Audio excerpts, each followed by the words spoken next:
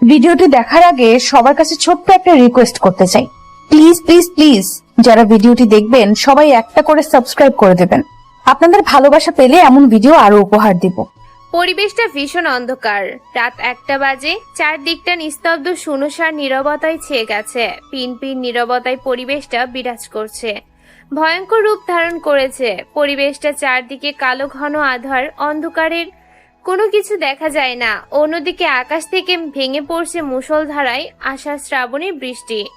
বৃষ্টির ফোঁটার কারণে চারদিকটা থই থই শব্দে মুখরিত হয়ে উঠেছে। মাঝে মধ্যে আকাশটা গগন ফাটা চিৎকার দিয়ে হুঙ্কার মেরে গর্জন মারে। আকাশের হঠাৎ হঠাৎ ভয়ঙ্কর রূপ যেন পরিবেশটাকে আরো আতঙ্ক করে তোলে। বৃষ্টির এত গতি যে আশেপাশে কোনো মানুষকে চেনা বা দেখা যায় না, এতটাই বৃষ্টির গতিবেগ। বেশ ভয়ঙ্কর হয়ে উঠেছে পরিবেশটা। এরই মধ্যে একটা বাড়িতে বন্ধ রুমের মধ্যে দেখতে পাওয়া যায় জিরো বাল্বের বাতি জ্বলছে। রুমের মধ্যে বসে আছে কোনো এক অজানা ব্যক্তি, হাতে সিগারেট, সোফার উপরে পায়ে পা তুলে বসে আছে। তার সামনে চেয়ারের সাথে বেঁধে রাখা আছে একটা ছেলেকে। ছেলেটার মাথার উপরে হলদে রঙের জিরো বাল্বের বাতি জ্বলছে। অন্ধকার থাকা স্পষ্টভাবে দেখা যায় না, তবে অনুমান করা যাচ্ছে রক্তের শরীর নিয়ে চেয়ারের সাথে বেঁধে রাখা হয়েছে ছেলেটাকে। তার সামনে অজানা ব্যক্তিটা মনের সুখে সিগারেট টানছে, আর নিকোটিনের ধোঁয়াগুলো এই বিষাক্তময় পরিবেশটাতে ছেড়ে দিচ্ছে। এখনো ছেলেটার জ্ঞান ফেরেনি। অতিরিক্ত মারার কারণে শরীরের বিভিন্ন জায়গায় ফেটে গেছে, রক্ত এখনো চুয়ে চুয়ে শরীর থেকে পড়ছে। পাশে বসে থাকা অজানা ব্যক্তিটার উদ্দেশ্যে রুমের মধ্যে একটা ছেলে প্রবেশ করে আর বলে ওঠে, স্যার, এই ক্রিমিনালটা কলেজে বিভিন্ন ষড়যন্ত্র এবং খারাপ কাজের সাথে যুক্ত ছিল। এখানে সকল অপরাধের ডকুমেন্ট আছে। ছেলেটার কথা শুনে আগন্তুকটির হাতে থাকা সিগারেটের অংশটা মাটিতে ফেলে দেয়। তারপর পা দিয়ে পিষে মুখের ভিতরে থাকা ধোঁয়াগুলো উড়িয়ে দেয় বিস্ময় বিষাক্ত পরিবেশের মৃদু বাতাসের মাঝে, আর মুচকি হেসে বলে, আমি দেখছি তুমি বাইরে গিয়ে অপেক্ষা করো, আর হ্যাঁ, ফুটন্ত গরম পানি নিয়ে আসো আর আমার ব্যাগটা নিয়ে আসো। জি স্যার, এখনই নিয়ে আসছি। এই বলে ছেলেটা চলে যায়। চেয়ারে বাঁধা থাকা ছেলেটার এখনো জ্ঞান ফেরেনি। মুখ, চোখ, কান, নাক দিয়ে এখনো রক্ত পড়ছে। চেয়ারের উপর পায়ে পা তুলে অজানা ব্যক্তিরা ছেলেটার সামনে গিয়ে বসে আছে। এমন সময় ছেলেটা আবার এসে বলে ওঠে, স্যার, এই নিন আপনার গরম পানি, এবং এখানে আপনার ব্যাগ রাখা আছে। ব্যাগের ভেতরে আপনার সমস্ত জিনিসপত্র গুছিয়ে রাখা আছে। ছেলেটার কথা শুনে অজানা ব্যক্তিটা আবার একটা রহস্যময় মুচকি হাসি দেয়, আর মুচকি হাসে বলে ওঠে, তুমি এক কাজ করো, বাইরে গিয়ে সবাইকে ভেতরে ডেকে নিয়ে আসো, আর একটা ক্যামেরা ওপেন করো যাতে সমস্ত ভিডিওটা সেখানে রেকর্ড হয়ে থাকে। জি স্যার, অবশ্যই স্যার, এখনই তৈরি করছি সবকিছু। এই বলে ছেলেটা সেখান থেকে চলে যায়। আর সেই অজানা ব্যক্তিটা গরম পানির বালতিটা তার সামনে নিয়ে আসে এবং বক্সটা একটা টেবিলের উপর রেখে বক্সের মুখ খোলে। ভেতর থেকে বের করে অসংখ্য যন্ত্রপাতি, যেগুলো একটা সুস্থ মানুষ দেখলে ভয়ে অসুস্থ হয়ে যাবে, এতটাই ভয়ঙ্কর সেখানে সমস্ত জিনিস রাখা হয়েছে, যেটা দেখলে একজন হাড়ের রুগী নিমিষে মৃত্যুর দুয়ারে ঢলে পড়বে। এতটাই ভয়ঙ্কর সেখানে জিনিস রাখা আছে। চলুন তাহলে আপনাদের শুনিয়ে আনি বক্সের ভিতরে কি কি জিনিস রাখা আছে। বক্সের ভিতরে রাখা আছে সোনার তৈরি চাপাতি, কুড়ালের টুকরো, কাচের ছুরি এবং ব্লেড, হাতুড়ি, ইলেকট্রিক শক, ড্রিল মেশিন, হেস্কু করা ছুরি, কাঁচি, চিমটি, প্লাস আর বেশ কিছু জিনিসপত্র। এত সব জিনিসপত্র দেখে উপস্থিত থাকা বেশ কয়েকজনের ঘাম অঝরে ঝরতে শুরু করে। আগন্তুকটি মুচকে একটা হাসি দেয় আর বলে ওঠে, জুয়েল, দ্রুত আমার মগটা নিয়ে আয় আর সবাইকে ভেতরে রাখ, পাশেই ক্যামেরাটা ওপেন করে ধর। জি ভাই, সবকিছু রেডি করা আছে। আর আপনার এই নিন মগটা। ওকে, ঠিক আছে, তুই পাশে দাঁড়িয়ে দেখ আর সমস্তটা ভিডিও কর। এই বলে রাসেল নামের আগন্তুকটি জুয়েলের হাতে থাকা একটা লাল কালারের মগ নিয়ে বালতির মধ্য থেকে ফুটন্ত গরম পানি নেয় আর সেটা দেয় চেয়ারের সাথে বেঁধে থাকা ছেলেটার মুখে। গরম পানির ছেটা মুখের উপরে পড়ার সাথে সাথে ছেলেটা পাগলা কুত্তার মতো লাফালাফি শুরু করেছে। ছেলেটা ছটফট করতে থাকে। মুহূর্তের মধ্যে পুরো মুখটা পুড়ে গিয়ে ঝলসে যায়। মুখের চামড়াগুলো খসে পড়তে শুরু করেছে। ভয়ঙ্কর দেখতে লাগছে। এই মুহূর্তে ছেলেটাকে পুরো শরীরের মাংস যেন সিদ্ধ হয়ে গেছে। যেখানে যেখানে গরম পানির ছেটাগুলো পড়ছে সেই জায়গাটা মুহূর্তে পুড়ে গিয়ে সেই জায়গায় চামড়াগুলো খসে পড়তে শুরু করেছে। ভয়ঙ্কর বিশ্রী আকৃতি হয়ে গেছে চেহারা। যে কোনো সুস্থ মানুষ এই মুহূর্তে ছেলেটাকে দেখলে সে নিশ্চিত হার্ট স্ট্রোক করবে, কেননা ভয়ঙ্কর আকৃতির চেহারা হয়ে গেছে ছেলেটার আর্তনাদ আর চিৎকার যেন পুরো রুমটাতে কাঁপিয়ে তোলে। ছেলেটার মুখের ভেতরে এবার একটা কাপড় ঢুকিয়ে দেয়, তারপর এক ভয়ঙ্কর হাসি দেয় সেই অজানা রাসেল নামের আগন্তুকটি। তারপর একটা হাতুড়ি আর একটা প্লাস নেয়, ডান হাতের একটা আঙ্গুল প্লাস দিয়ে চেপে ধরে তারপর হাতুড়ি দিয়ে বেদরমভাবে হাতের আঙ্গুলের উপর আঘাত করতে থাকে। পুরো হাতের 5টা আঙ্গুল থেতলে গিয়ে পিঠা বানিয়ে দিয়েছে। ছেলেটার চোখ থেকে পানি না পড়ছে রক্ত।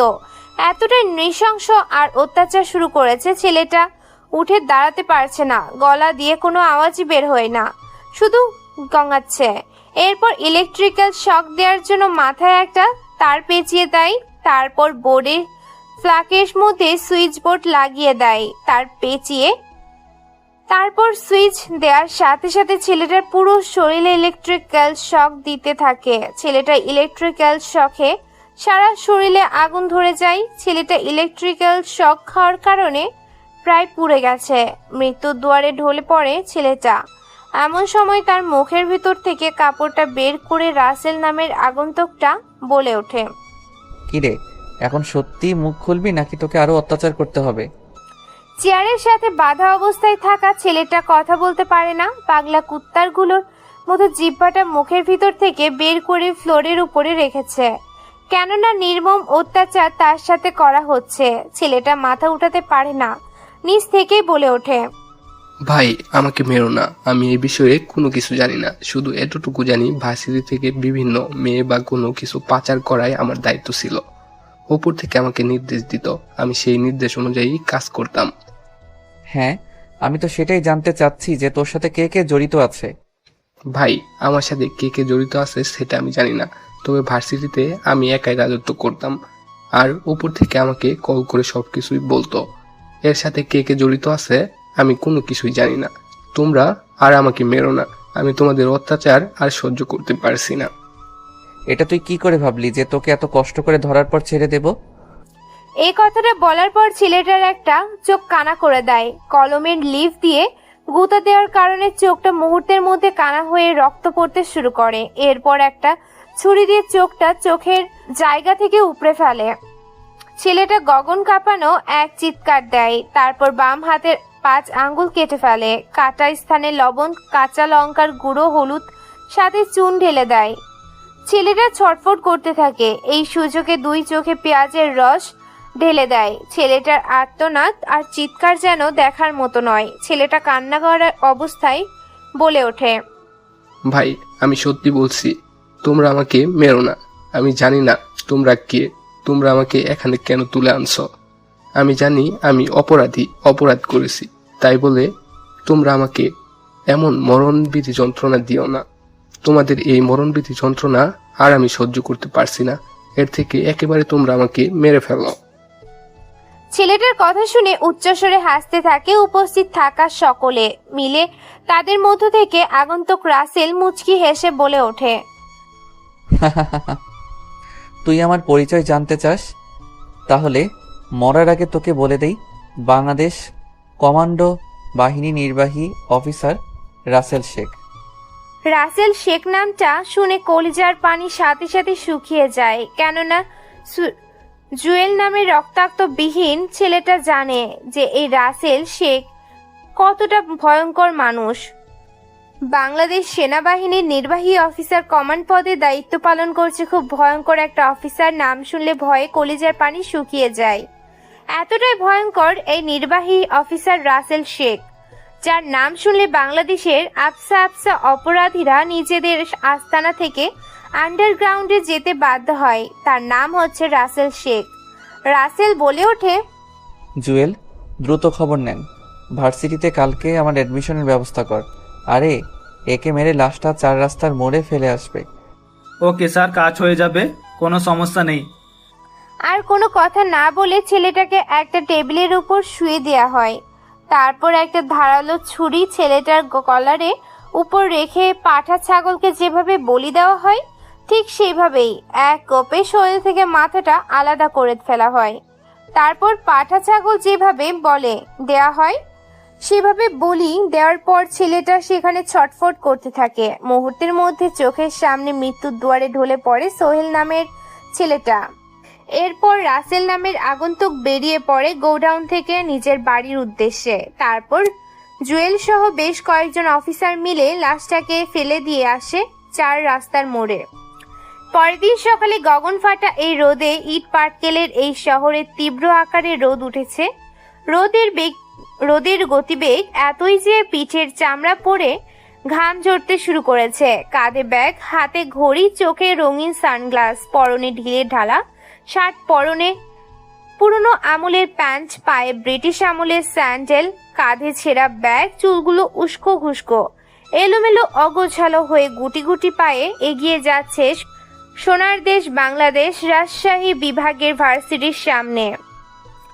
ভার্সিটির সামনে এসে নাকের কাছে চশমাটা এনে ভার্সিটির নামটা ভালো করে পড়ে আবারও চশমাটাকে ঠিক করে ভার্সিটির ভিতর পা রাখে ছেলেটা।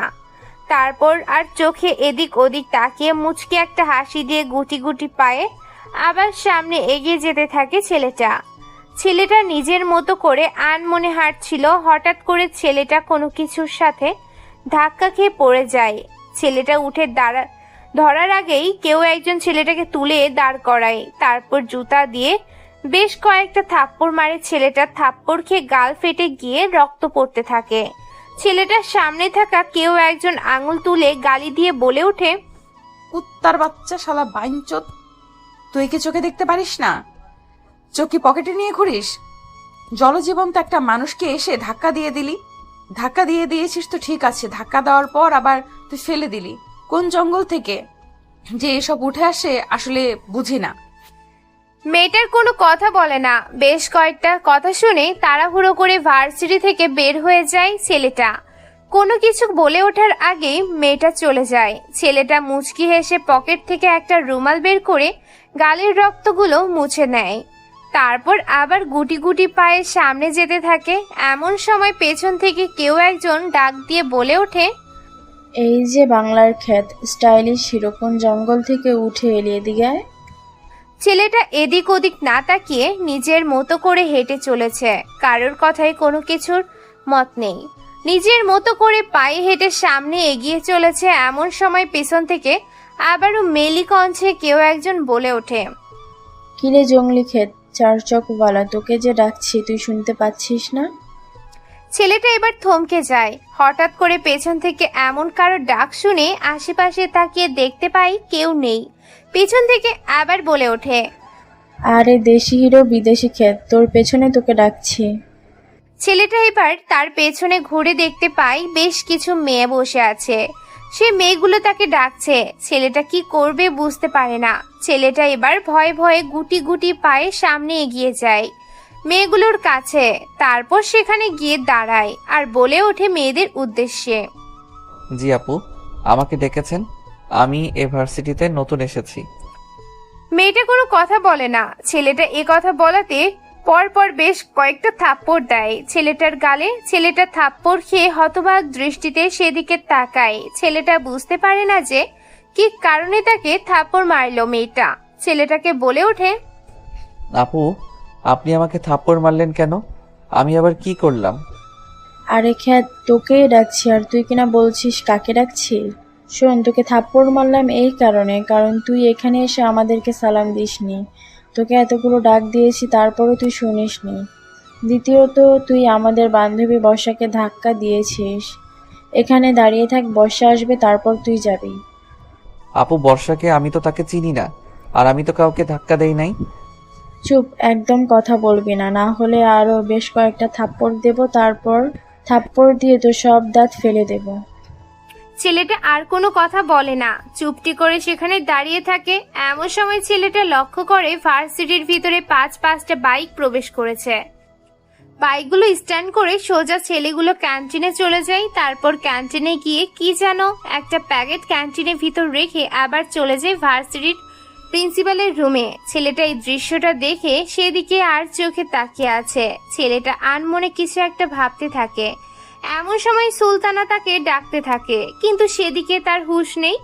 এমন সময় সুলতানা আরো বেশ কয়েকটা থাপ্পড় দেয় আর বলে ওঠে, ওই দেখ বর্ষা চলে এসেছে। আজকে তোর কপালে ভীষণ দুঃখ আছে। তুই জানিস না তুই কার সাথে ধাক্কা খেয়েছিস। আপু আসলে তো আমি ইচ্ছা করে কাউকে ধাক্কা দেইনি, ওটা তো ধাক্কা লেগে গেছিল। তাদের কথোপকথনের মধ্যে এসে হাজির হয় বর্ষা। বর্ষা এসে দেখতে পায় কলেজে গেটের সামনে যে ছেলেটা তাকে ধাক্কা দিয়েছিল সেই ছেলেটা এখনো সেখানে দাঁড়িয়ে আছে। এটা দেখে বর্ষা বলে ওঠে, কিরে, তোরা এই খ্যাতটাকে কোথায় পেলি? যেভাবে তাকে আটকে রেখেছিস সেখানে? আর এই কলেজ গেটের সামনে তোকে ধাক্কা দিয়েছিল, সেজন্য ওকে এখানে আটকে রেখেছি।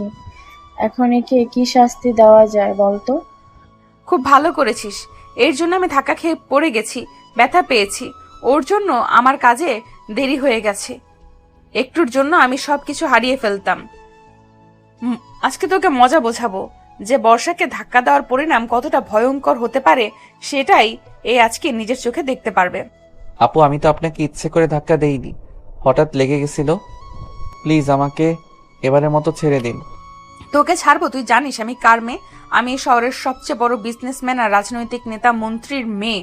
তুই কিনা মন্ত্রীর মেয়েকে ধাক্কা দিয়েছিস? পুরো ভার্সিটি তোকে দেখছে আমাকে ধাক্কা দিতে। তোকে এমনিতে ছেড়ে দিলে ভার্সিটিতে আমার পাওয়ার থাকবে না, কেউ আমাকে ভয় পাবে না। তোকে তো এমনিতে ছেড়ে দিতে পারি না চান্দু। এখন তোকে শাস্তি পেতে হবে। শাস্তির জন্য তুই রেডি হ। প্লিজ আপু আমার সাথে এমন করবেন না, আমাকে এবারের মতো ছেড়ে দিন। আমি ভুল করেছি।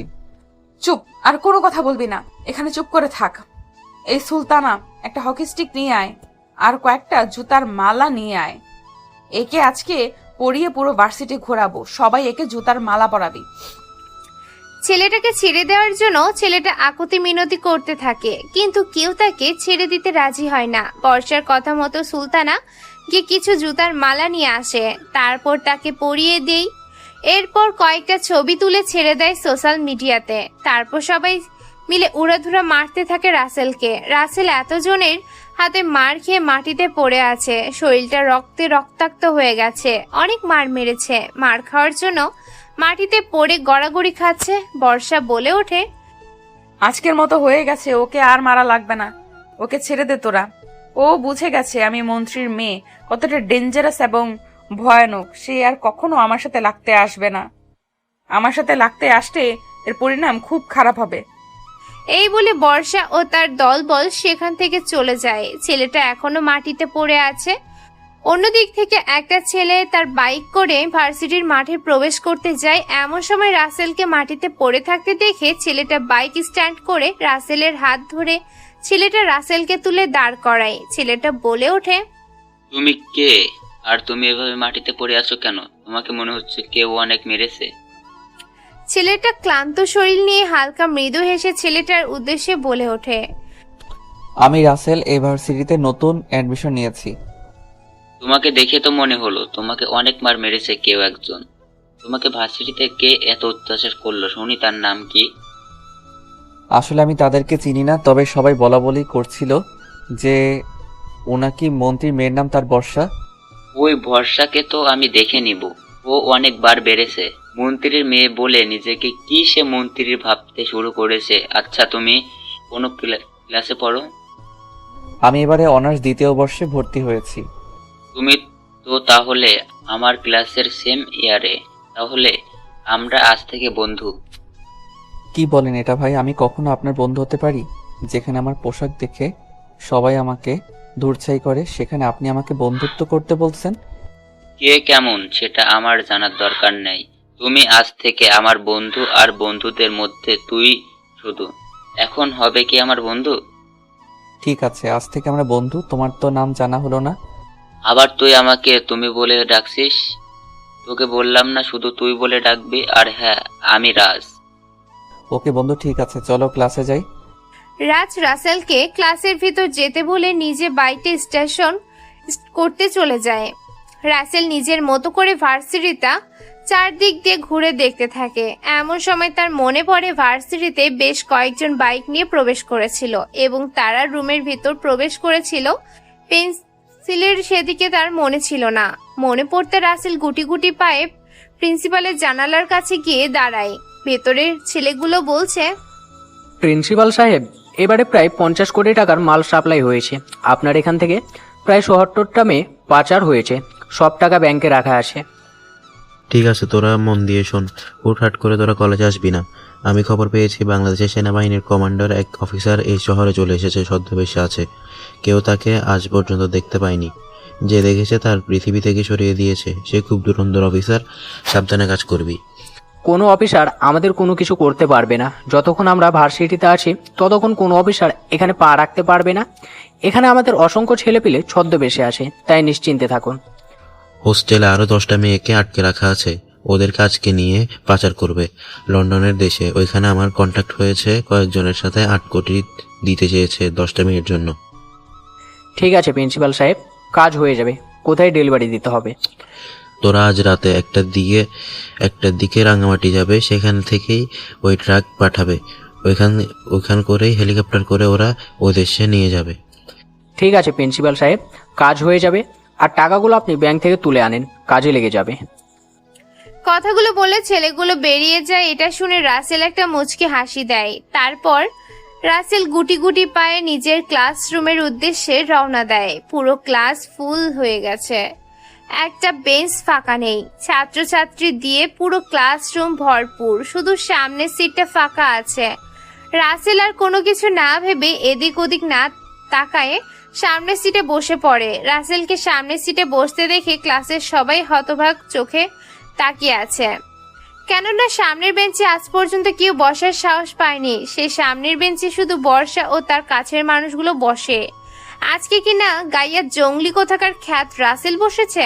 এটা দেখে সবাই হতবাক দৃষ্টিতে তাকিয়ে আছে। এমনকি স্যার পর্যন্ত রাসেলের দিকে তাকিয়ে অবাক হয়ে যায়। স্যার কিছু বলে না, ক্লাসের সবাই চুপচাপ স্যার নিজের মতো করে লিখতে থাকে বোর্ডে। এমন সময় হঠাৎ করে কোথা থেকে যেন বর্ষা ও তার দলবল আসে। বর্ষা আসার সাথে সাথে রাসেলের শার্টের কলার ধরে বাইরে টেনে বের করে পরপর বেশ কয়েকটা থাপ্পড় লাগিয়ে দেয়। থাপ্পড়ের শব্দে পুরো ক্লাস নিস্তব্ধ, শুনশান, পিনপিন নীরবতায় বিরাজ করছে। নিস্তব্ধ হয়ে গেছে ক্লাসরুম। অনেকে চমকে উঠেছে থাপ্পড়ের শব্দে। বর্ষা রাগী কণ্ঠে ঝাড়ি দিয়ে বলে ওঠে, তার বাচ্চা, শালা গাইয়া খ্যাত কোথাকার!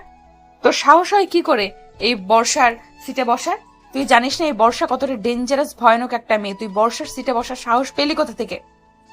ছেলেটা কোনো কথা বলে না। ছেলেটা চুপচাপ দাঁড়িয়ে আছে, লজ্জায় কোনো কিছু বলতে পারে না। ক্লাসের সবাই দাঁড়িয়ে গেছে, সবাই হাঁ করে তাকিয়ে আছে ছেলেটার দিকে। বর্ষা আবার বলে ওঠে, কিরে জঙ্গলি খ্যাত গাইয়া ভূত কোথাকার, এখন কথা বলছিস না কেন? এভাবে কলা গাছের মতো দাঁড়িয়ে আছিস কেন? তোকে জিজ্ঞেস করছি, কোন সাহসে তুই এই বেঞ্চে বসেছিস? সাহস কোথায় পেলি? রাসেল নামের ছেলেটা এবার অনেক সহ্য করেছে। ধৈর্যের বাঁধ তার ভেঙে গেছে। সে নিজেকে সামলাতে পারে না। পরপর বেশ কয়েকটা থাপ্পড় লাগিয়ে দেয় বর্ষার গালে আর ঝাড়ি দিয়ে বলে ওঠে, আমার ইচ্ছা হয়েছে তাই আমি এখানে বসেছি। এতে কাউকে কৈফিয়ত দিতে আমি বাধ্য নই।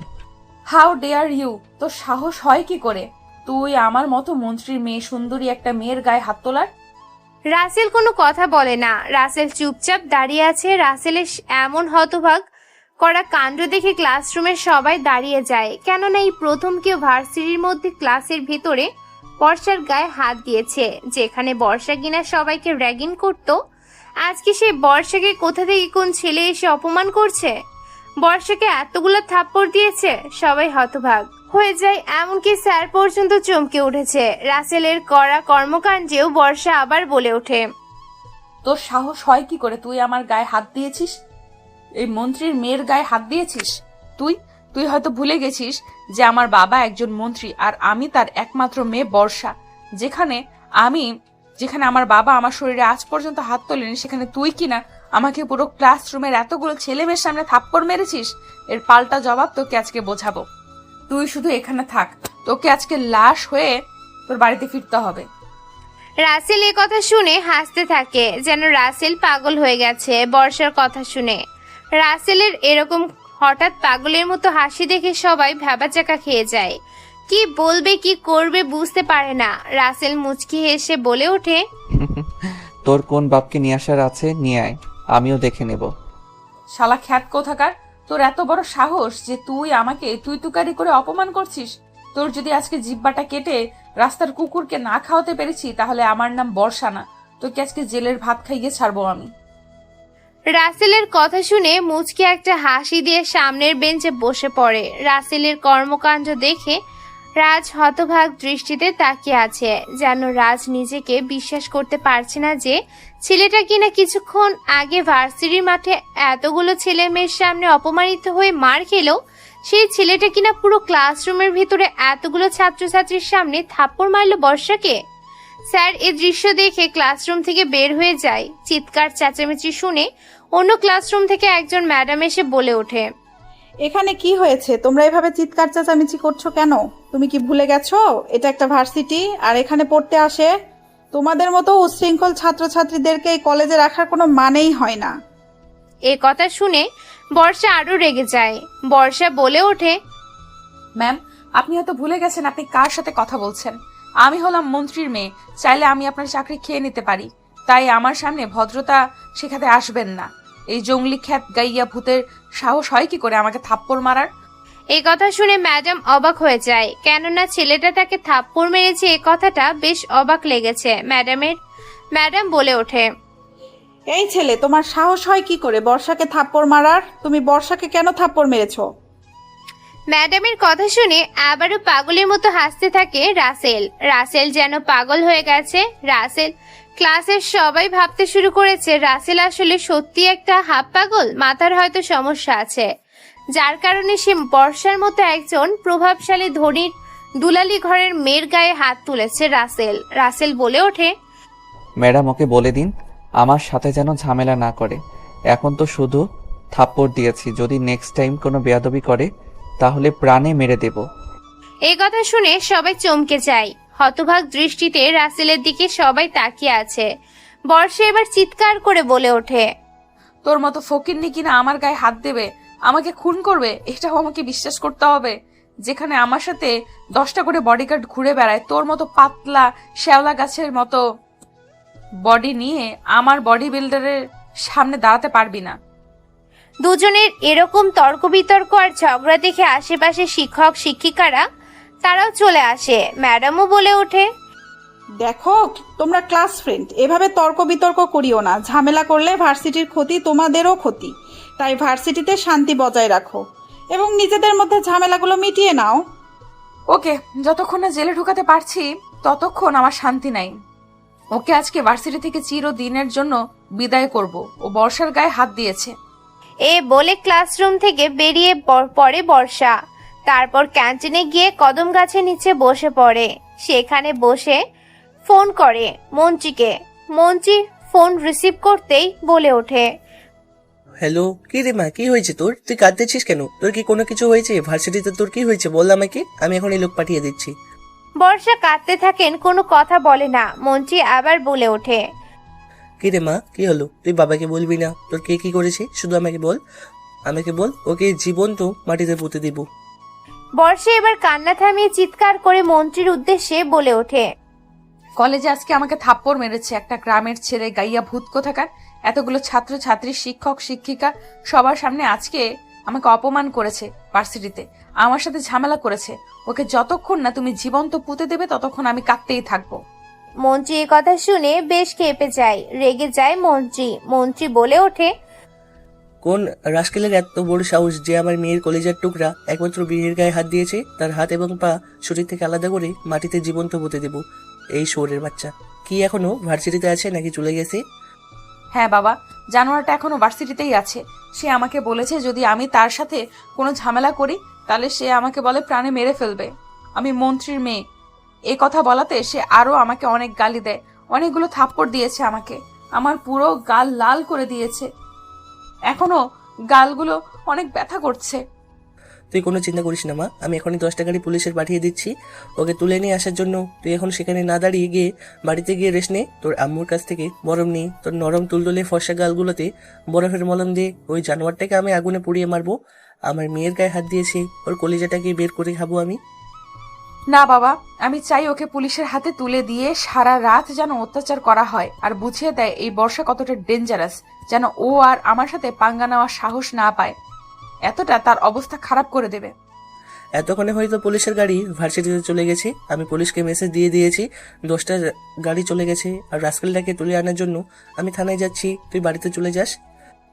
ঠিক আছে বাবা, আমি তাহলে বাড়ি চলে যাচ্ছি। ওই জানোয়ারটাকে কিন্তু ছাড়বে না, আর রাস্কেলটাকে বুঝিয়ে দেবে এই বর্ষা কতটা ভয়ঙ্কর। তারপর মন্ত্রী কল কেটে দেয়। মন্ত্রীও বেরিয়ে পড়ে থানার উদ্দেশ্যে। দেখতে দেখতে ভার্সিটিতে প্রবেশ করে 10টা পুলিশের গাড়ি। বেরিয়ে আসে প্রায় 30 থেকে 40টা পুলিশ। ভার্সিটির মাঠে এতগুলো পুলিশকে দেখে ছাত্রছাত্রীর হিমশিম খেয়ে যায়। ছাত্রছাত্রীরা ভয়ে পিছিয়ে যায়। পুলিশেরা চলে আসে ক্যান্টিনে। ক্লাসে ঝামেলা হয়েছিল বলে ব্রেক টাইম দিয়েছিল। টিফিনের পর সম্পূর্ণ ক্লাস শেষ করা হবে। রাজ আর রাসেল মিলে ক্যান্টিনে বসেছিল আরো অনেক ছাত্রছাত্রী। ভার্সিটির মাঠে যেখানে সেখানে সব ছাত্রছাত্রীরা আড্ডা দিচ্ছিল। হঠাৎ করে এতগুলা পুলিশকে দেখে সব ছাত্রছাত্রী সেদিকে দল বেঁধে আসে। পুলিশগুলো সোজা বর্ষার কাছে গিয়ে পুলিশ সুপার সুইটি বলে ওঠে, আচ্ছা, আপনাদের মধ্যে বর্ষা কে? মন্ত্রীর মেয়ে। আমাদের মন্ত্রী সাহেব পাঠিয়েছে। বর্ষা কোনো এক রাজ নামে ছেলের নামে থানায় মামলা করেছে। ছেলেটাকে আমরা তুলে নিতে এসেছি। এ কথা শুনে পেছন থেকে বর্ষা বলে ওঠে, ওই যে আপনার সামনে ওই রাসেল খ্যাত গাইয়া ভূত দাঁড়িয়ে আছে। রাসেল আর রাজ এ কথা শুনে ছাত্রছাত্রীরা সামনে এগিয়ে আসে। বর্ষা পিছনে থেকে বলে ওঠে, আমি বর্ষা, মন্ত্রীর মেয়ে। আমি কেস করেছি। ওই যে জানোয়ারটা খ্যাত গাইয়া কোথাকার বেঞ্চে বসে আছে ক্যান্টিনে। কনস্টেবল কোনো কথা ছাড়াই ছেলেটাকে গাড়িতে তোলে এবং থানায় নিয়ে যায়, সেখানে তার বিচার হবে। বর্ষা রাসেলের সামনে গিয়ে দাঁড়ায় আর মুচকি হেসে বলে ওঠে, কিরে, তোকে বলেছিলাম না যে আমি মন্ত্রীর মেয়ে, আমার সাথে পাঙ্গা নিস না। পাঙ্গা নিলে তোর হাল বেহাল করে দিব। কিন্তু তুই আমার কথা শুনলি না। এখন সারা জীবন জেলে পচে গিয়ে মর। রাসেল কথা শুনে পাগলের মতো হাসতে থাকে। রাসেলের এরকম হাসি দেখে উপস্থিত থাকা ছাত্রছাত্রীরা আরো বেশ অবাক হয়ে যায় বর্ষা। যেখানে কিনা পুলিশ দেখলে সবাই ভয় পেয়ে যায়, সেখানে কিনা এই রাসেল হাসছে। এটা দেখে সবাই ভেবে নিয়েছে রাসেল সত্যি একটা পাগল, না হলে কেউ এই বিপদের সময় উচ্চস্বরে পাগলের মতো হাসে। রাসেলকে সবাই পাগল বলতে শুরু করে। রাসেল যে কেন হাসতেছে শুধুমাত্র সেটা রাসেলই জানে। রাসেল মুচকি হেসে বলে ওঠে, কে কাকে জেলের ভাত খাওয়ায় আর কে কোন জেলে পচে মরে সেটা তো সময় বলে দেবে। হা হা হা হা হা। কনস্টেবল কোনো কথা ছাড়াই ছেলেটাকে গাড়িতে তোলে এবং থানার উদ্দেশ্যে রওনা দাও। পুলিশ সুপার সুইটির কথা মতো কনস্টেবলগুলো ছেলেটাকে হ্যান্ডকাপ পরিয়ে গাড়িতে তুলে ফেলে। এরপর গাড়ি স্টার্ট দেয় থানার উদ্দেশ্যে। গাড়ি রওনা দিয়েছে। ভার্সিটি থেকে 10টা পুলিশের গাড়ি বেরিয়ে পড়ে। সবাই ভেবে নিয়েছে আজকেই ছেলেটা শেষ। এ পর্যন্ত বর্ষা যে কতগুলো ছেলেকে ভার্সিটি থেকে বের করেছে সেটা সবার অজানা। ভয়ে কেউ বর্ষার সাথে পাঙ্গা নেয় না। যদি কেউ পাঙ্গা নেয়, রাসেলের মতো তার হাল করে ছাড়বে বর্ষা।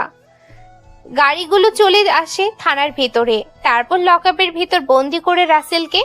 দেখতে দেখতে মন্ত্রী সাহেব তিনিও চলে আসে থানাতে ঢুকতে ঢুকতে বলে ওঠে, কোন শালা কুত্তার বাচ্চা, শুয়োরের বাচ্চা, জানুয়ারির সাহস হয় কি করে আমার মেয়ের গায়ে হাত তোলার? আমার ফুলের মতো মেয়েটার গায়ে হাত তুলে বলে গাল ফাটিয়ে দিয়েছে। ওর হাতে মেয়েকে কেটে দিব। প্রবেশ করতে করতে মন্ত্রী চিৎকার করে কথাগুলো বলে। মন্ত্রী প্রবেশ করেছে দেখে পুলিশ সুপার সুইটি সহ কনস্টেবলগুলো সেলুট দিয়ে ওঠে। মন্ত্রী বলে ওঠে, এই যে পুলিশ ম্যাডাম, ছেলেটাকে তুলে এনেছেন কিনা? ওর সাহস কি করে হয় আমার মেয়ের গায়ে হাত দেয়? ওর হাত দুটো আজকে আমি কেটে নিব। কোন ছেলেটা, তাকে বাইরে নিয়ে আসো। প্লিজ মন্ত্রী সাহেব, আপনি শান্ত হন, এত উত্তেজিত হবেন না। আমরা ছেলেটাকে ভার্সিটি থেকে গ্রেপ্তার করে থানায় নিয়ে এসেছি। ওকে দ্রুত থানার ভেতর থেকে বের করে নিয়ে আসেন আমার সামনে। ওর সাহস কি করে আমার মেয়েকে থাপ্পড় মারার? কনস্টেবল, ছেলেটাকে লকআপের ভেতর থেকে বের করে এখানে নিয়ে আসেন। পুলিশ সুপার সুইটির কথা মতো রাসেলকে লকআপের ভেতর থেকে বের করে নিয়ে আসা হয়। মন্ত্রী সাহেব নিজের মতো করে মোবাইলে কি যেন দেখছিল ছেলেটাকে মন্ত্রীর সামনে এনে দাঁড় করায়। তারপর সুইটি বলে ওঠে, স্যার, এই ছেলেটাই আপনার মেয়েকে মেরেছিল আর এর নামে আপনার মেয়ে থানায় অভিযোগ করেছে। মন্ত্রী সাহেব এ কথা শুনে সামনে তাকায়। সামনে তাকিয়ে তো অবাক হয়ে যায়, ভয়ে হাত থেকে ফোনটা পড়ে যায়। মন্ত্রী সাহেব কাঁপাকাঁপি শুরু করেছে। মন্ত্রী সাহেবের কপাল দিয়ে গাল দিয়ে ঘাম ঝরতে থাকে। হঠাৎ করে মন্ত্রী সাহেবের এরকম কাঁপাকাঁপি আর অদ্ভুত ব্যবহারের উপস্থিত থাকা পুলিশ সুপার সুইটি সহ সকল কনস্টেবল অবাক হয়ে যায়। মন্ত্রী কি করবে, কি বলবে বুঝতে পারে না। মন্ত্রীর ভয়ে গলা শুকিয়ে যায়। তবুও মন্ত্রী রাসেলকে দেখে আমতা আমতা কণ্ঠস্বরে বলে ওঠে, স্যার স্যার আপনি এখানে? আপনি লকআপের ভিতরে কি করছেন স্যার? আর আপনার হাতে ডান্ডা বাড়ি কে পিটিয়েছে স্যার? মন্ত্রীর কথা শুনে আর মন্ত্রী এমন ব্যবহারে সবাই অবাক হয়ে যায়। রাসেলের কথা শুনে মুচকি একটা হাসি দেয় ইন্সপেক্টর সুইটির।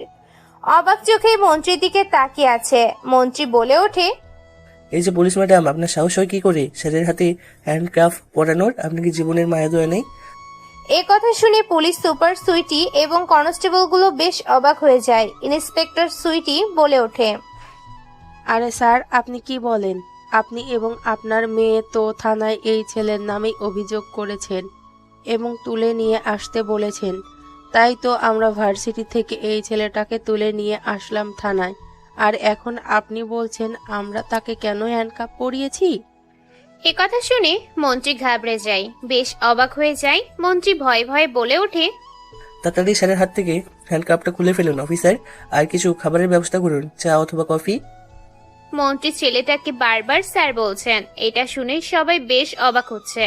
মন্ত্রীর কথা মতো রাসেলের হাত থেকে হ্যান্ডকাপ খুলে ফেলে। মন্ত্রী বলে ওঠে, স্যার সরি স্যার, আমি আসলে বুঝতে পারিনি, আমার মেয়েও বুঝতে পারিনি। আমার মেয়ে আপনাকে চেনে না, তাই ভুল করে ফেলেছি, তাকে আপনি ক্ষমা করে দেন। মন্ত্রীর কথা মতো কনস্টেবলগুলো চা কফির ব্যবস্থা করতে যায়। চেয়ারে পায়ে পা তুলে বসে পড়ে রাসেল মুচকি এসে বলে ওঠে, মন্ত্রী সাহেব, আপনার মেয়ে ভার্সিটিতে অনেক অপরাধ করে। আমি চাইলে কিন্তু আপনার মেয়েকে সারা জীবনের জন্য জেলে আটকে রাখতে পারি। পুলিশ সুপার সুইটি এ কথা শুনে আরো অবাক হয়ে যায়। মন্ত্রী রাসেলের মুখে এরকম কথা শুনে বেশ ঘাবড়ে যায়। পুলিশ সুপার সুইটি বলে ওঠে, আসলে স্যার, আমি এখনো চিনতে পারলাম না ওনাকে। আপনি ওনাকে বারবার কেন স্যার বলছেন আর ওনাকে এত ভয় পাচ্ছেন কেন? পুলিশ সুপার সুইটির কথা শুনে মন্ত্রী এবার চেয়ার থেকে উঠে এক ধমক দিয়ে বলে ওঠে, ইন্সপেক্টর, আপনি কি জানেন উনি হচ্ছে বাংলাদেশের গোয়েন্দা বিভাগের সর্বপ্রথম এবং সর্বশেষ একজন গোয়েন্দা অফিসার, যার হাতে এই পর্যন্ত 379 জন মার্ডার হয়েছে, যাদেরকে ক্রসফায়ার করে মেরে ফেলেছেন স্যার। যার কথা মতো দেশের প্রধানমন্ত্রী পর্যন্ত চলে, ইনি হচ্ছে সেই অফিসার মোহাম্মদ রাসেল শেখ। মন্ত্রীর মুখে রাসেল শেখ কথাটা শুনে সবাই সেলুট দিয়ে ওঠে। একজন কনস্টেবল চা কফি নিয়ে আসছিল, সেও রাসেল শেখ নামটা শোনার সাথে সাথে চায়ের কাপ ফেলে দিয়ে সেলুট দিয়ে ওঠে। কেননা সবাই জানে এর রাসেল শেখ কতটা ভয়ঙ্কর একজন অফিসার। রাসেল বলে ওঠে, দেখুন, আমাকে ভয় পাওয়ার কোনো কিছুই নেই। আমি ভার্সিটিতে নতুন একটা মিশন এসেছি। স্যার, আপনি কোন মিশনে এসেছেন? আর আমার মেয়ে আপনার সাথে যা করেছে তার জন্য আমি খুবই লজ্জিত এবং দুঃখিত। আপনি চাইলে আমার মেয়েকে শাস্তি দিতে পারেন, চাইলে আমাকেও দিতে পারেন। আসলে ছোট থেকে ওকে একটু লাই দিতে দিতে আজকেও আমার কথার অবাধ্য হয়ে গেছে।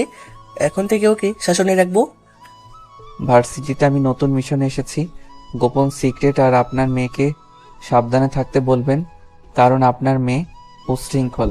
ভার্সিটিতে কোন সময় কোন বিপদে পড়বে বলা যাবে না। ঠিক আছে স্যার, আপনি যেহেতু বলেছেন, ওকে আমি সাবধান করে দিব। আমি চা বা কফি কোনোটাই খাবো না। আর হ্যাঁ, আমি ভার্সিটিতে আবার যাচ্ছি। আমি যে এই শহরের ছদ্মবেশে এসেছি সেটা যেন কেউ না জানতে পারে, না হলে যে আমার কথা ফাঁস করবে তাকে দুনিয়া থেকে।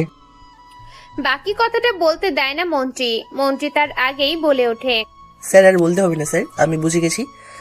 রাসেল আর কোনো কথা না বলে রাসেল থানা থেকে বেরিয়ে যায়। তারপর ভার্সিটির উদ্দেশ্যে রওনা দেয়। চলুন তাহলে শুনে আসি আসলে রাসেলকে আর বর্ষা দেখতে কেমন।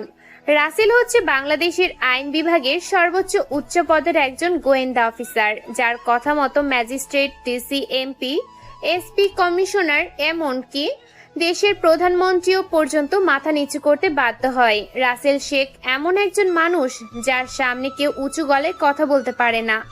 অপরাধীকে অপরাধ করতে দেখলে মৃত্যু ছাড়া জেল দেয় না। যদি রাসেলের সামনে কেউ অপরাধ করেছে, মৃত্যু তার জন্য নিশ্চিত।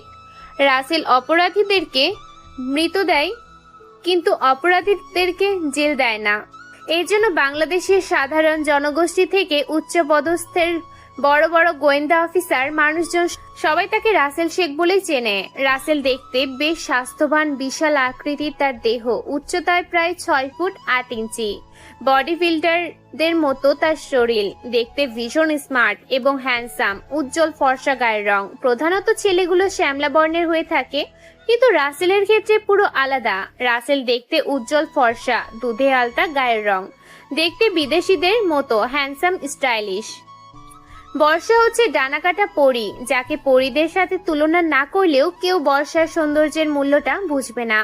বর্ষা একদম ডানাকাটা হুড় পরী, চিকন চিকন কালো পাতা চোখের ব্রুগুলো, চোখগুলো হরিণের মতো, চুলগুলো সিল্কি কোমর পর্যন্ত, গালগুলো উজ্জ্বল ফর্সা পাকা আমের মতো, গায়ের রং দুধে আলতা, উচ্চতায় 5 ফুট 8 ইঞ্চি।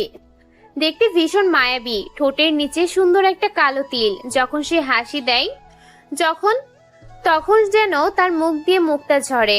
তবে বর্ষা খুব অহংকারী এবং দিমাগী। বাবার কোটি কোটি টাকা আছে বলে ভার্সিটিতে কাউকে পাত্তা দেয় না, স্যারদেরকেও সে সম্মান করে না। উশৃঙ্খল এবং র্যাগিং এর শিকার করে বিভিন্ন ছাত্রছাত্রীকে। ভীষণ অহংকারী বর্ষা কাউকে তোয়াক্কা করে না, কারণ বাপের কোটি কোটি টাকা আছে বলে। দেখতে দেখতে ভার্সিটিতে প্রবেশ করে রাসেলকে দেখে ভার্সিটির উপস্থিত থাকা শিক্ষার্থী, শিক্ষিকা, ছাত্রছাত্রী সবাই অবাক হয়ে যায়, এমনকি উপস্থিত থাকা বর্ষা সে রাসেলকে দেখে টাসকি খেয়ে যায়। রাসেলকে জল জীবন্ত পায়ে হেঁটে ভার্সিটির মাঠে প্রবেশ করতে দেখে হাঁ করে তাকিয়ে আছে। কেউ কোনো কথা বলতে পারে না, কথা বলার ভাষা হারিয়ে ফেলেছে। বর্ষা তো এখনো নিজের চোখে বিশ্বাস করতে পারছে না। বর্ষা সুলতানার উদ্দেশ্যে বলে ওঠে, কি রে সুলতানা, আমি কি নিজের চোখে দেখছি নাকি আমি ভুল দেখছি? কি করে এটা সম্ভব? আমি তো আমার নিজের চোখকে বিশ্বাস করতে পারছি না যে আমি স্বপ্ন দেখছি না বাস্তবে দেখছি। বর্ষার কথা শুনে এবার সুলতানা বলে ওঠে, না রে বর্ষা, তুই যেটা দেখছিস আমিও ঠিক সেটাই দেখছি। আমিও বুঝতে পারছি না জল জীবন্ত একটা মানুষ কি করে ভার্সিটিতে পায়ে হেঁটে উপস্থিত হতে পারে। আমি তো এখন নিজেকে বিশ্বাস করতে পারছি না, একাই ছেলেটা কি করে জেল থেকে বের হয়ে আসলো, যেখানে আমার বাবা আর আমি নিজে থানায় কমপ্লেন করেছি, সেখানে কিনা আমাদের কমপ্লেন উইথড্র করে ছেলেটাকে বের করে দিয়েছে। ওই অফিসারকে তো আমি শেখাবো, দাঁড়া আমি বাবাকে কল দেই। এই বলে পকেট থেকে বর্ষা ফোনটা বের করে মন্ত্রী উদ্দেশ্যে কল করে। ফোনটা রিসিভ করতে বর্ষা বলে ওঠে, হ্যালো বাবা, তুমি কোথায়? ওই গাইয়া খ্যাত ছেলেটা তো আবার কলেজে চলে এসেছে। তুমি ওই ছেলেটাকে থানায় আটকে রাখতে পারলে না কেন? মন্ত্রী সাহেব বর্ষার মুখে এই কথা শুনে অবাক হয়ে যায়। ভয়ে কিছু বলতে পারে না, কেননা বললে বিপদ, না বললেও বিপদ। মন্ত্রী কি করবে বুঝতে পারে না। অবশেষে মন্ত্রী মেয়ের উদ্দেশ্যে বলে ওঠে, দেখ মা, ওই ছেলেটার সাথে কোনো ঝামেলা করিস না। ছেলেটা গরিব, অনাথ, তাই তাকে ছেড়ে দিয়েছি। ছেলেটা খুব ভালো, আমি অনেক সম্মান করি। গরিবের বিপদে পাশে দাঁড়াই, তুই তার সাথে খারাপ ব্যবহার করিস না। বাবা, আমি তোমার কলিজার একমাত্র মেয়ে, তুমি কিনা আমার কথা না শুনে ওই গাইয়া খ্যাত কোথাকার জঙ্গলের কথা শুনেছো? দেখ মা, আমি যেটা বলেছি সেটাই শেষ কথা। তুই যেমন আমার প্রাণের প্রিয় একটা জিনিস, আমার কলিজা, ঠিক ওই ছেলেটা আমার কাছে। বর্ষার কোনো কথা বলে না, কলটা কেটে দেয়। বর্ষা মনে মনে ভাবতে থাকে, কে এই ছেলে যার জন্য বাবা ভয়ে ছেলেটাকে ছেড়ে দিল? এই ছেলেটা সম্বন্ধে আমাকে জানতে হবে। কে এই ছেলে, কোথা থেকে এসে উঠেছে এই ভার্সিটিতে, আর কেনই বা হঠাৎ করে এই ছেলে ভার্সিটিতে এসে পড়তে এত গরিব হয়ে এত দামি একটা ভার্সিটিতে কেন সে ভর্তি হয়েছে, সবকিছু আমাকে খুঁজে বের করতে হবে। অন্যদিকে পায়ে হেঁটে ভার্সিটির ভিতরে প্রবেশ করছিল রাসেলকে দেখে সবাই হতবাক হয়ে গেছে। রাসেলকে দেখে রাজ বলে ওঠে, কিরে রাসেল, তোকে না পুলিশ ধরে নিয়ে গেল? তোর নামে তো এত শহরের মন্ত্রী আর তার মেয়ে বর্ষা মামলা করেছিল থানায়, তাহলে তোকে পুলিশ ছেড়ে দিল কি করে? রাজের কথা শুনে রাসেল একটা মুচকি হাসি দেয়। মুচকি হাসি দিয়ে বলে ওঠে, শুধু মামলা করলেই হবে না রে, মামলার জন্য প্রমাণ দিতে হয়। প্রমাণ দিতে পারিনি তাই পুলিশ আমাকে ছেড়ে দিয়েছে। আমি তো ভেবেছিলাম তোকে হয়তো সারা জীবন জেলে বসে মরতে হবে, কিন্তু আমি তোর জন্য বাবাকে কল দিয়েছিলাম। আমার বাবা তোর জন্য উকিল ঠিক করেছিলাম, তার আগে দেখি তুই বের হয়ে এসেছিস। তারপর তারা এভাবে ভার্সিটির এক এক করে সমস্ত ক্লাস শেষ করে। ক্লাস শেষ করে রাসেল বেরিয়ে পড়ে তার নিজের গন্তব্যের উদ্দেশ্যে। বর্ষা সেও চলে যায় বাড়িতে। দেখতে দেখতে সন্ধ্যা হয়ে যায়। রাসেল সেনাবাহিনীর সেনানিবাসে আছে। এমন সময় সেখানে জুয়েল এসে বলে ওঠে, স্যার, আজকে বান্দরবান, খাগড়াছড়ি, রাগামাটি দিয়ে একটা ট্রাক অবৈধভাবে কিছু মেয়েকে পাচার করবে, সাথে সেখানে কয়েক কোটি টাকা ডোনেশন হিসেবে আমাদের দেশে ট্রান্সফার করা হবে।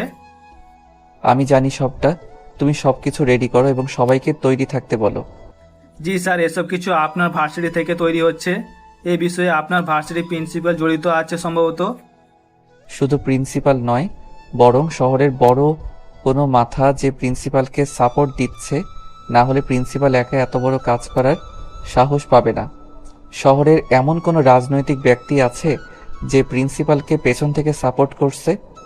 জি স্যার, আমি বুঝতে পেরেছি। এই সেই লোকগুলোকে খুঁজে পেলে এই কেসের সমাধান ঘটবে।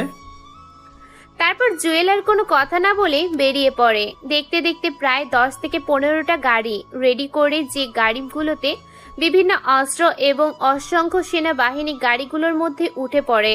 প্রায় 300 সেনাবাহিনী মিসাইল এবং আরো কিছু অস্ত্র গাড়িগুলো লোড করে তারপর বেরিয়ে পড়ে বান্দরবন, খাগড়াছড়ি, রাঙামাটির উদ্দেশ্যে, যেখানে দিয়ে সন্ত্রাসীরা বিভিন্ন অস্ত্র এবং নারী পাচার করবে, সাথে বিদেশি টাকা বাংলাদেশে আনবে।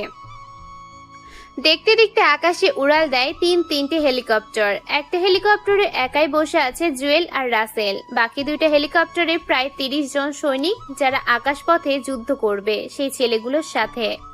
মাটি পথ দিয়ে রাস্তা ধরে রওনা দিয়েছে প্রায় 300 সৈনিক। রাত 9টা বেজে যায়। দেখতে দেখতে কয়েক ঘন্টা অতিক্রম করে তারা চলে আসে রাঙামাটিতে। রাঙামাটিতে এসে তারা নিজেদের মতো করে পজিশন নিয়ে নেয়। ছড়িয়ে ছিটিয়ে চারদিকে সেনাবাহিনী ছড়িয়ে ছিটিয়ে রয়েছে। ওভারব্রিজের উপর এবং বালুর ওপাশে গাছের আড়ালে, পাহাড়ের নিচে, পাহাড়ের উপর আকাশপথে আছে বাংলাদেশ সেনাবাহিনী এবং বাংলাদেশ ভয়ঙ্কর গোয়েন্দা অফিসার রাসেল শেখ। সবাই সবার মতো পজিশন নিয়ে নেয়। হঠাৎ করে পরপর 4-4টা ট্রাক এসে উপস্থিত হয় ওভারব্রিজের ওপরে। সবাই সতর্ক হয়ে যায়। এক দৃষ্টিতে সবাই তাকিয়ে আছে। বাংলাদেশ সেনাবাহিনীর হাতে আছে মিসাইল, AK-47 রাইফেল, স্পাইনার, বোমা, ককটেল এবং শত্রুর সাথে মোকাবেলা করার জন্য বুলেট প্রুফ জ্যাকেট। ছেলেগুলো চারদিক দিয়ে ঘিরে ধরেছে। ট্রাকের ভিতর থেকে বের করা হয় প্রায় 150টি মেয়েকে। মেয়েগুলো হাত ও মুখে ট্যাপ দিয়ে বেঁধে রেখেছে। প্রায় 400-500 ছেলে পেলে হবে। 2 দলের লিডারে কথোপকথন করে। 2 দলের লিডার, তা আবার মেয়ে। প্রথম লিডার এসে বলে ওঠে, এখানে সবকিছু রেডি আছে তো? কোনো ঝামেলা হবে না তো? বস কিন্তু বলে দিয়েছে কোনো ঝামেলা হলে তোমাদের সাথে সব সম্পর্কে এখানেই শেষ করে দেওয়া হবে। প্রথম লিডারের কথা শুনে দ্বিতীয় লিডার মুচকে একটা হাসি দেয় আর বলে ওঠে প্রথম লিডারের উদ্দেশ্যে, দেখুন, সবকিছু আমরা প্ল্যান প্রোগ্রাম করে এখানে এসেছি। প্রিন্সিপালের সাথে আমাদের দলের কয়েকজন ছেলে দেখা করতে গিয়েছিল। প্রিন্সিপাল বলে দিয়েছে কোনো ঝামেলা হবে না। শহরে নতুন একটা গোয়েন্দা বিভাগের অফিসার প্রবেশ করেছে, তাদেরকে নিয়ে ভয়ে আছি আমরা। তাহলে তো আমাদের বিপদ। কেননা আমি শুনেছি রাসেল শেখ গোয়েন্দা বিভাগের কর্মকর্তা। তিনি খুব ভয়ঙ্কর ও ডেঞ্জারাস একজন অফিসার। তিনি অপরাধীদের ঘ্রাণশুকে অপরাধ দমন করে।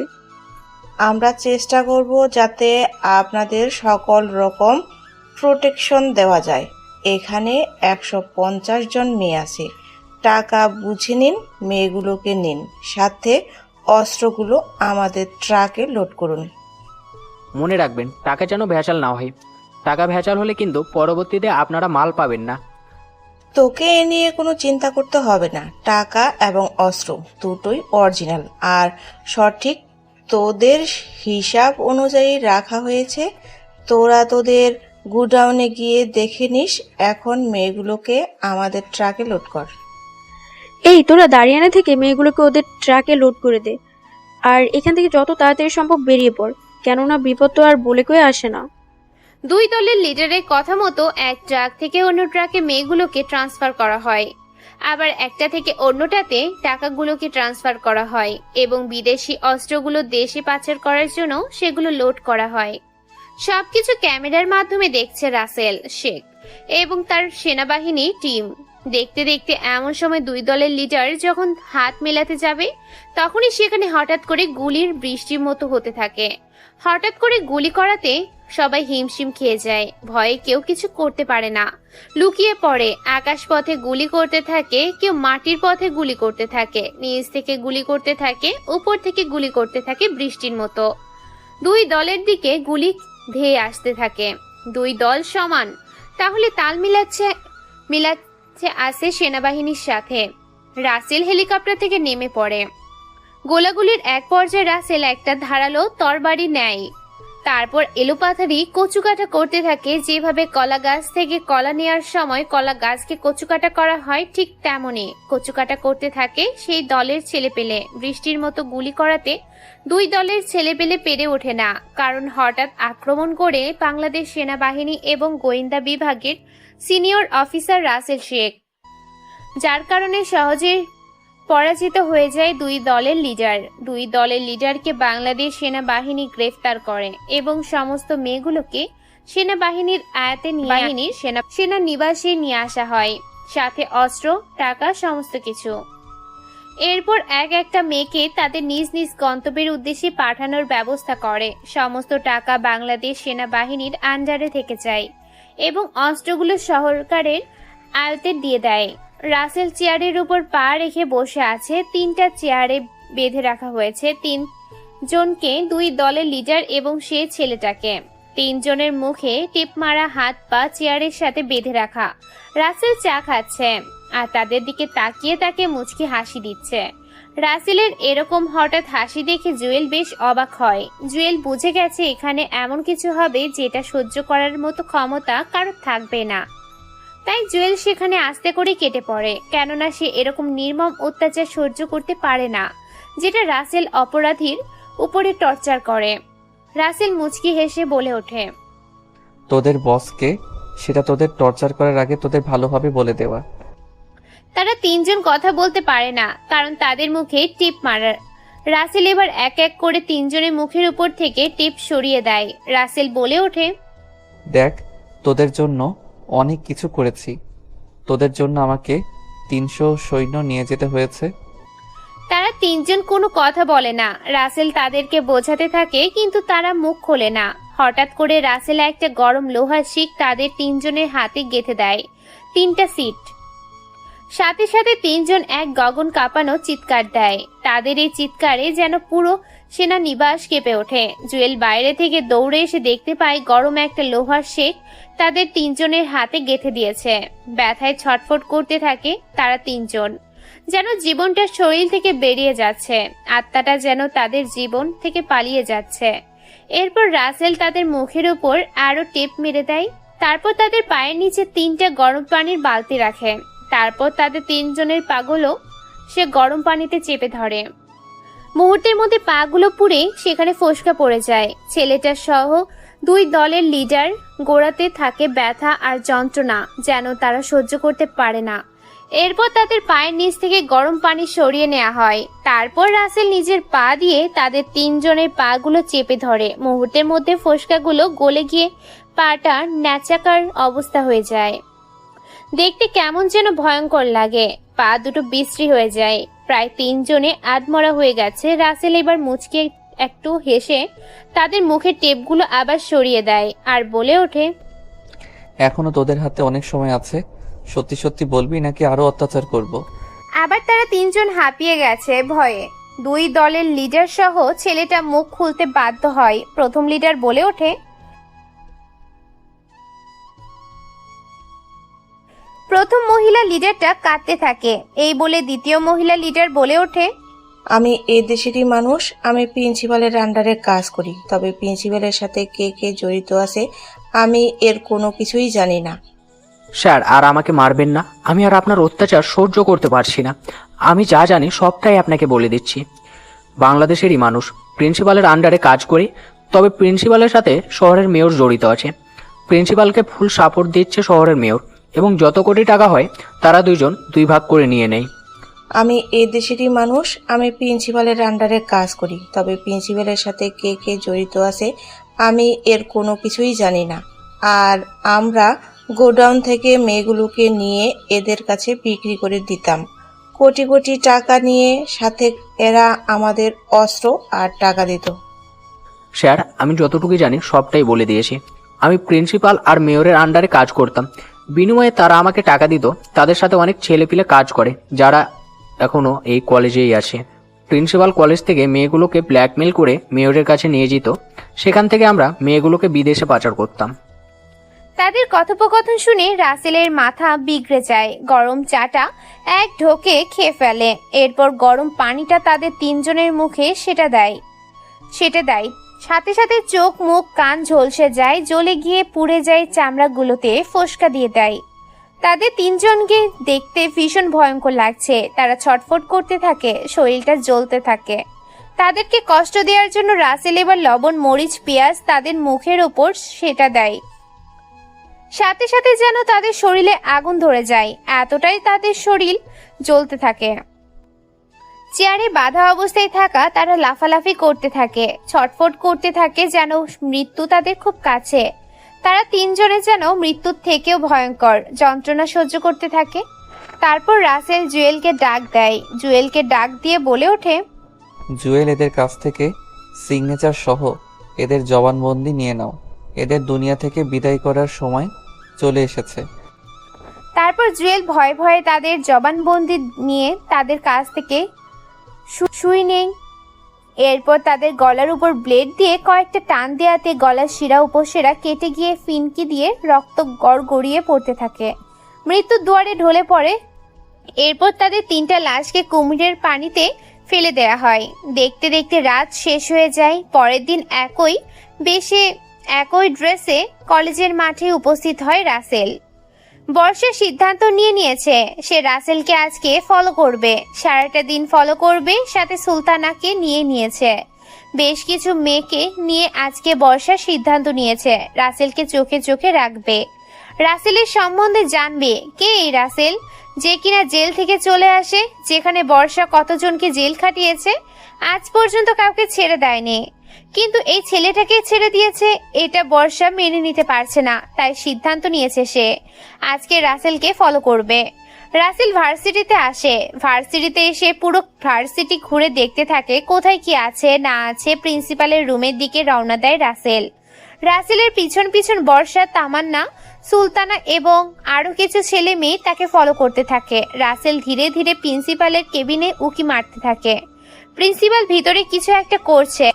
এমন সময় টেবিলের উপরে রাখা প্রিন্সিপালের ফোনটা বেজে ওঠে। প্রিন্সিপাল ফোনটা রিসিভ করতে ফোনের ওপাশে থাকা ব্যক্তিটা বলে ওঠে, প্রিন্সিপাল, তুমি সতর্ক ও সাবধান হয়ে যাও। কাল রাতে আমি খবর পেয়েছি বাংলাদেশে গোয়েন্দা বিভাগে রাসেল শেখ আমাদের কালো ধান্দার উপরে তার বাঘের থাবা মেরেছে। মেয়েগুলোকে সে নিজেদের আপনজনের কাছে পৌঁছিয়ে দিয়েছে। কোটি কোটি টাকা এবং অস্ত্রগুলো লুট করে নিয়েছে এবং মেরে ফেলেছে সেই 3 জন ছেলে মেয়েকে। প্রিন্সিপাল এই কথা শুনে তো চমকে ওঠে। কয়েক হাত দূরে গিয়ে সিটকে পড়ে। ভয়ে বুক ধপ ধপ করতে শুরু করেছে। হঠাৎ ঘাম ঝরতে শুরু করেছে। রাসেল বুঝতে পারে না হঠাৎ করে প্রিন্সিপালের কি হলো যে প্রিন্সিপাল ভয়ে এমন করছে। রাসেল বিষয়টা ভাবতে থাকে। প্রিন্সিপাল ভয়ে ভয়ে বলে ওঠে, কিন্তু ওর তো এ কথা জানার কথা নয়। কাল রাতে বান্দরবন খাগড়াছড়ি রাঙামাটিতে মালগুলো পাচার করছিলাম, ওইখানে ও খবর পেল কোথা থেকে? প্রিন্সিপাল, তুমি হয়তো জানো না যে রাসেল শেখ কতটা ভয়ঙ্কর ও ডেঞ্জারাস একজন অফিসার। সেই অপরাধীদের ঘ্রাণ সুখে অপরাধীদের জায়গায় চলে যায়, আর সেখানে গিয়ে অপরাধীদের নৃশংস হয়ে হত্যা করে। এর ক্যারেক্টারে নেই কোনো ডায়েরি, নেই কোনো কমা, একদম ফুল স্টপ। আমি সিদ্ধান্ত নিয়েছি, আমি আজকেই এই ভার্সিটি থেকে পালিয়ে যাব। আর এখানে থাকা যাবে না, কেননা বিপদ কোন সময় ভার্সিটিতে চলে আসবে বলা যায় না। রাসেল বুঝতে পারে না যে সে প্রিন্সিপাল হঠাৎ করে এত ঘাবড়ে গেল কেন? রাসেল ভাবতে থাকে কি হতে পারে। রাসেল এবার নিজের পকেট থেকে একটা বক্স বের করে তারপর রোবোটিং একটা মশা বের করে জানালা হালকা ফাঁকা করে ভেতরে ঢুকিয়ে দেয়, যেখানে প্রিন্সিপালের সব কথা শোনা যাবে এবং ভিডিও কলে কার সাথে কথা বলছে সেটা স্পষ্ট দেখা যাবে। রিমোট কন্ট্রোল দিয়ে কন্ট্রোল করতে থাকে সেই মশাটাকে। তারপর কানে হেডফোন লাগিয়ে রাসেল প্রিন্সিপাল ও মেয়রের সমস্ত কথা শুনতে থাকে। ফোনের ওপাশে মেয়র বলছে। মেয়রকে দেখে বেশ খানিকটা অবাক হয় রাসেল, তবুও মুচকি একটা হাসি দেয়। বর্ষা ও তার দলবল রাসেলের কর্মকাণ্ড দেখে হয়তোবা তারা বুঝতে পারে না আসলে এই ছেলে কে আর প্রিন্সিপালের কেবিনের দিকে এভাবে লুকিয়ে আছে কেন।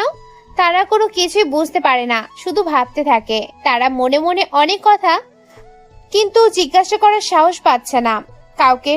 রাসেল সমস্ত কথা শুনতে থাকে মেয়র বলে ওঠে, প্রিন্সিপাল, কালকে একটা ট্রাক যাবে কলেজে।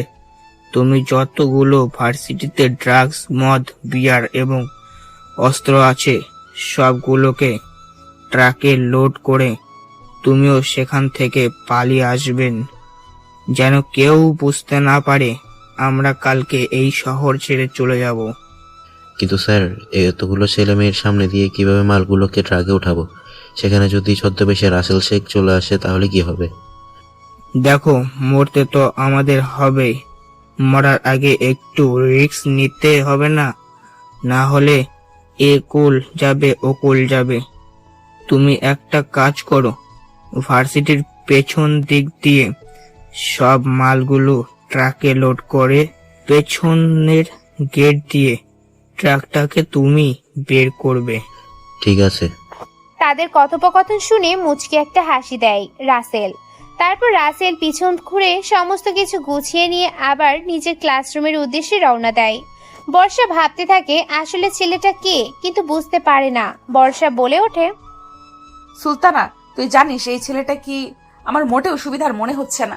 একে দেখতে গরিব হলেও সত্যিকারের গরিব না। এর হাতে একটা কি যেন দেখলাম, ড্রোনের মতো।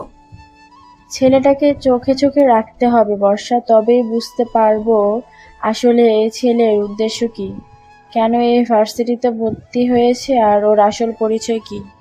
তুই একদম ঠিক বলেছিস। আজ থেকে ওকে আমি ফলো করব। ও যেখানেই যাবে সেখানেই আমি যাব। ও আসলে কে, ও সত্যিকারের পরিচয়টা আমাকে যে করেই হোক বের করতে হবে। তারপর ওকে পুলিশে ধরিয়ে দেব। ছেলেটাকে দেখতে পুরো গুন্ডাদের মতো। এইভাবে কথা বলে তারা চলে যায় নিজেদের ক্লাসরুমে। আজকে ফার্স্ট বেঞ্চে বসে আছে রাসেল। রাসেলের পাশে বসে আছে রাজ, তার বন্ধু।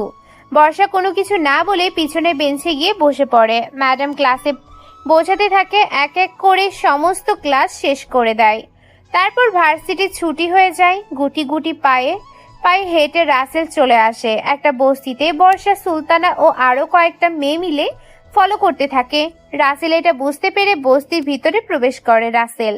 তারপর কয়েকটা গলির ভিতরে দিয়ে তাদেরকে চক্কর খাইয়ে হঠাৎ করে গায়েব হয়ে যায় রাসেল। বর্ষাও তার দলবল হাজারো চেষ্টা করে রাসেলকে খুঁজে পেয়ে বের করতে পারে না। রাসেল সবার চোখে ধুলো দিয়ে চলে আসে সেনাবাহিনীর ক্যাম্পে। সেখানে এসে সমস্ত কিছু তৈরি করতে বলে কালকের জন্য, কেননা কালকেই ফাইনাল খেলা খেলবে রাসেল শেখ। তাই সবাইকে নিজেদের মতো করে তৈরি এবং প্রস্তুত থাকতে বলে। সমস্ত কিছু নিয়ে কালকেই শহরের মেয়র এবং শহরের প্রিন্সিপালের জীবনের ইতিহাস শেষ করবে। রাসেল বলে ওঠে, জুয়েল, তুমি সমস্ত কিছু তৈরি করে রেখো, কালকে ভার্সিটিতে শেষ খেলাটা খেলবো। চোর পুলিশ খেলাটা কালকে শেষ করতে হবে। জি স্যার, আমাদের সমস্ত কিছু তৈরি করা আছে। আপনি অর্ডার দেওয়া মাত্রই বৃষ্টির মতো গুলি করা হবে তাদেরকে। ঠিক আছে, কালকের জন্য সবাইকে তৈরি থাকতে বলো। এই বলে রাসেল নিজের কেবিনে চলে যায়। তারপর ল্যাপটপে বসে কিছু একটা করতে থাকে। দেখতে দেখতে রাত হয়ে সকাল হয়ে যায়। ভার্সিটিতে প্রবেশ করেছে অসংখ্য ছাত্রছাত্রী। রাসেল আজকে একটু স্মার্ট হয়ে এসেছে। আজকে একটু ভার্সিটিতে বেশি ছেলে পেলে দেখাচ্ছে। অন্যদিকে কলেজের পেছন দিয়ে ট্রাক প্রবেশ করেছে। প্রিন্সিপাল এক এক করে ট্রাক সমস্ত জিনিসপত্র লোড করতে থাকে। ছদ্মবেশে প্রবেশ করেছে রাসেলের অনেকগুলো সেনা দল।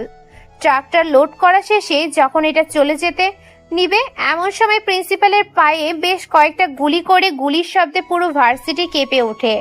প্রিন্সিপাল মাটিতে লুটিয়ে পড়ে। ট্রাকের ভিতরে থাকা ছেলেপেলেগুলো বের হয়ে আসে।